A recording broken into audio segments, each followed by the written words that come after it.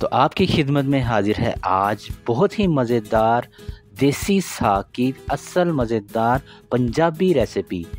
तो आएँ शुरू करते हैं। बिस्मिल्लाहिर्रहमानिर्रहीम। सबसे पहले हमने 5 किलो साग लेना है।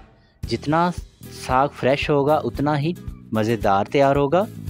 5 किलो साग के साथ 2 से 2.5 किलो हमने पालक लेनी है। इसको हमने बारीक बारीक काट लेना है। साग की कुछ टहनियाँ बहुत ज़्यादा मोटी होती हैं। एक टहनी लेंगे और इस तरह उसको मोड़ेंगे। जो इस तरह मुड़ जाती है, टूटती नहीं, वो हम इस्तेमाल नहीं कर सकते। वो बहुत सख्त होती है और गलने में भी बहुत मुश्किल होती है। इस तरह थोड़ा सा आगे से इसको मोड़ेंगे तो ये देखें आसानी से टूट जाती है। तो जितना हिस्सा हमारा टूट जाता है, इससे आगे का हम हिस्सा पकाने के लिए इस्तेमाल कर सकते हैं। साग और पालक हमारा कट चुका है, तो इसको हमने 3 से 4 मरतबा खुले पानी में अच्छे तरीके से धो लेना है।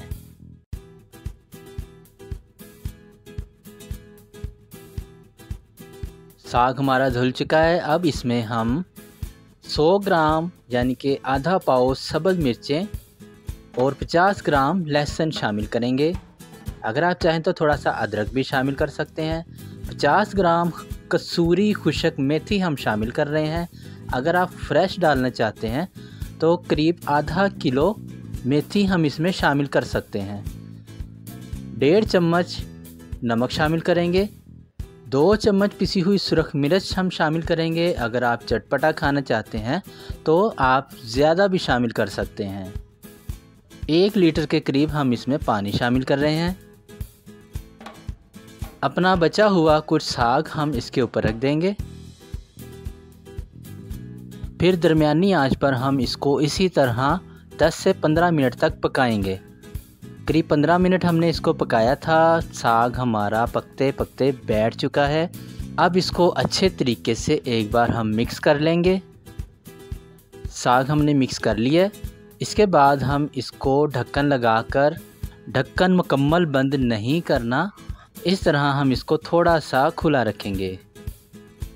1 घंटा हमने इसको पकाया है और ये अभी मुकम्मल तौर पर गला नहीं है। इसको हम मज़ीद पकने के लिए रख देते हैं ताकि ये अच्छे तरीके से गल जाए। 1.5 घंटा पकने के बाद साग हमारा बहुत अच्छे तरीके से गल चुका है। अब हम इसका चूल्हा बंद कर देंगे और थोड़ा सा ठंडा करेंगे। उसके बाद इसको हम पीसेंगे। 1 से 1.5 कप हमने घर का आटा लेना है। आप कोई भी आटा ले सकते हैं, जो भी आप अपने घर में इस्तेमाल करते हैं। अब इसको अच्छे तरीके से हमने घोट लेना है।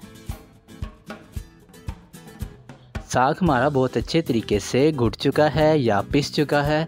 जितना भी आप इसको बारीक करना चाहते हैं उसके मुताबिक आप इसको पीस सकते हैं। अब इसका तड़का तैयार करेंगे।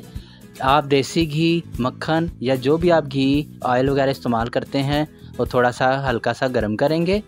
इसमें थोड़ा सा कटा हुआ लहसुन, थोड़ा सा अदरक ये शामिल करेंगे और इसको हम लहसुन के हल्का हल्का ब्राउन होने तक फ्राई करेंगे। लहसुन हमारा हल्का सा ब्राउन हो चुका है।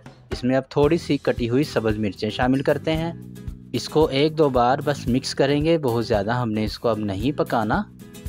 फिर अपना थोड़ा सा इसमें साग शामिल करेंगे और इसको अच्छे तरीके से फ्राई कर लेंगे।